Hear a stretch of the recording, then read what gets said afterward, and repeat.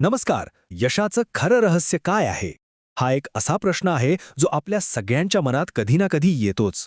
चला, आज याच प्रश्नाच्या मुळाशी जाऊया आणि सुरुवात करूया एका प्रसिद्ध बोधकथेपासून. एका ज्ञानी गुरु आणि एका तरुण मुलाची ही गोष्ट आहे.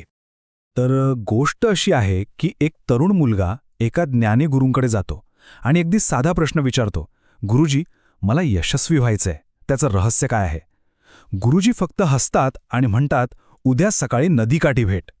म्हणजे बघा, उत्तराऐवजी एक गूढ आमंत्रण. दुसऱ्या दिवशी सकाळी ठरल्याप्रमाणे ते नदीच्या पाण्यात उतरतात आणि मग अचानक एक अशी गोष्ट घडते ज्याची त्या तरुणाने कल्पनाही केली नव्हती. गुरुजी त्या तरुणाचं डोकं धरून त्याला थेट पाण्यात बुडवतात. तो तरुण श्वासासाठी तळमळतो, जीवाच्या आकांताने धडपडतो. क्षणभर त्याला वाटतं आज आपला जीव गेलाच म्हणून. अखेर गुरुजी त्याला सोडतात. तो धापा टाकत कसा तरी किनाऱ्यावर येतो. थोडासा जीव भांड्यात पडल्यावर गुरुजी त्याला एक खूप महत्त्वाचा प्रश्न विचारतात. ते म्हणतात, बाळा, जेव्हा तू पाण्याखाली होतास तेव्हा तुला सगळ्यात जास्त अगदी तीव्रतेने काय हवं होतं? तो तरुण एका क्षणाचाही विचार न करता म्हणतो, श्वास. आणि इथेच या गोष्टीतच सगळं सार दडलेलं आहे. गुरुजी त्याला म्हणतात, हेच आहे यशाचं रहस्य. ज्या तीव्रतेने तुला श्वास हवा होता ना, अगदी त्याच तीव्रतेने, त्याच तळमळीने जेव्हा यश मिळवण्याची इच्छा निर्माण होईल तेव्हाच ते मिळू शकतं. याच्या पलीकडे यशाचं दुसरं कुठलंच रहस्य नाही. दुर्दम्य इच्छाशक्ती हीच यशाची गुरुकिल्ली आहे, हा विचार खरंच खूप लोकप्रिय आहे. अनेक ठिकाणी, अनेक प्रसिद्ध संकल्पनांमध्ये आपल्याला हेच सांगितलं जातं. पण मग एक प्रश्न मनात येतोच की फक्त तीव्र इच्छा असणं हे खरंच पुरेसं आहे का? याच विचाराचं एक उत्तम उदाहरण म्हणजे पाउलो कोएल्हो यांची जगप्रसिद्ध कादंबरी द अल्केमिस्ट. त्यात म्हटलंय की जेव्हा आपण मनापासून एखादी गोष्ट मिळवण्याची इच्छा करतो तेव्हा हे संपूर्ण विश्व ती गोष्ट आपल्याला मिळवून देण्यासाठी कटिबद्ध होतं. या पुस्तकाच्या करोडो प्रती विकल्या गेल्या आहेत. म्हणजे बघा, ही कल्पना लोकांना किती पटते. याच धर्तीवर आणखी एक प्रसिद्ध सिद्धांत आहे, लॉ ऑफ अट्रॅक्शन, म्हणजेच आकर्षणाचा नियम. हा सिद्धांत काय सांगतो? तर आपले विचारच आपलं वास्तव घडवतात.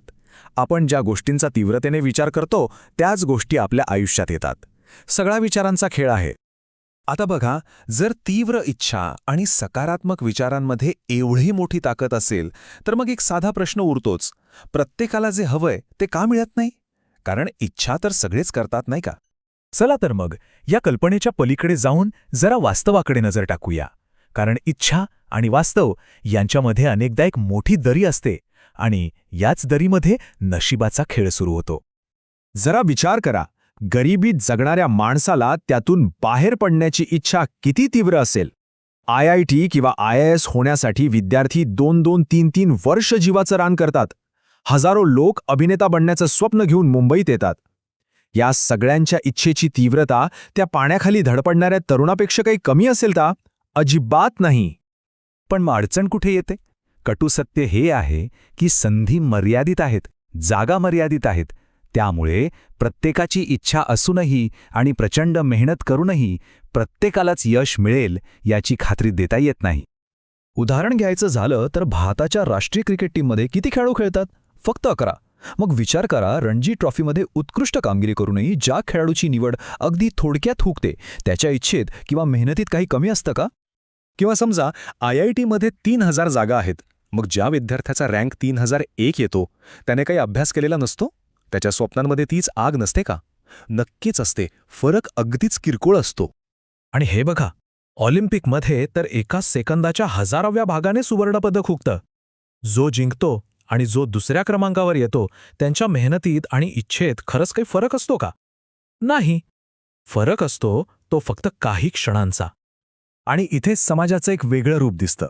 जो जिंकतो त्याला डोक्यावर घेतलं जातं, तो सगळ्यांचा आदर्श बनतो.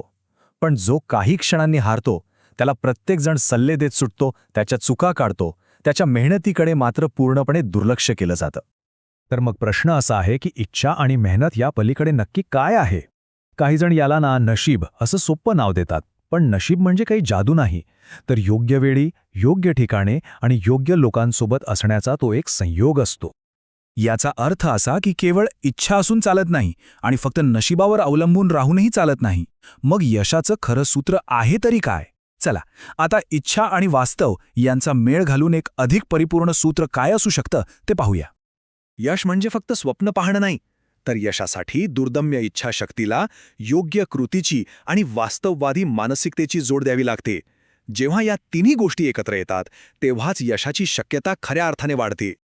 तर मग या सगळ्यामध्ये आपली भूमिका काय असायला हवी? कारण यश हे केवळ विचारांवर अवलंबून नाही, ते कृतीवर अवलंबून आहे. चला, यशाच्या या प्रवासात आपल्याला मदत करू शकतील अशा 5 महत्त्वाच्या युक्त्या पाहूया.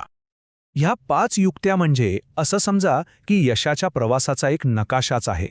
या फक्त ध्येय ठरवायला नाहीत, तर तिथे पोहोचण्याचा मार्ग कसा तयार करायचा हे पण दाखवतात.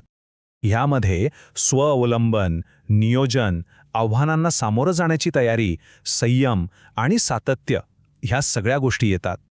पहिली युक्ती आहे एकला चलो रे. आपल्या ध्येयाची जबाबदारी 100% स्वतःवर घ्या, कारण दुसऱ्यांवर अवलंबून राहिल्याने अनुभव मिळत नाही.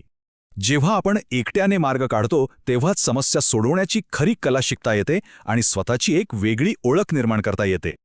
दुसरी आणि तितकीच महत्त्वाची गोष्ट म्हणजे नियोजन. ध्येय ठरवलं की नियोजन आलंच पाहिजे. मोठं ध्येय असेल तर त्याचे लहान लहान टप्पे करा.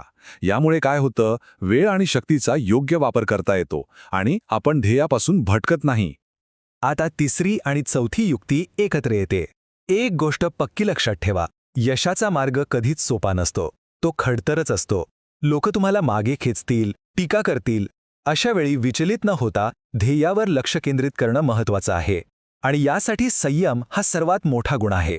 कठीण परिस्थितीत संयम ठेवला तरच मेहनतीला फळ मिळतं. आणि शेवटचा पण सगळ्यात महत्त्वाचा मुद्दा म्हणजे सातत्य. अब्राहम लिंकन अध्यक्ष होण्यापूर्वी अनेक निवडणुका हरले होते, पण त्यांनी हार मानली नाही. त्यांनी आपले प्रयत्न सातत्याने सुरू ठेवले आणि अखेर ते अमेरिकेचे अध्यक्ष झाले. पहिल्याच प्रयत्नात यश मिळणं खूप दुर्मिळ असतं.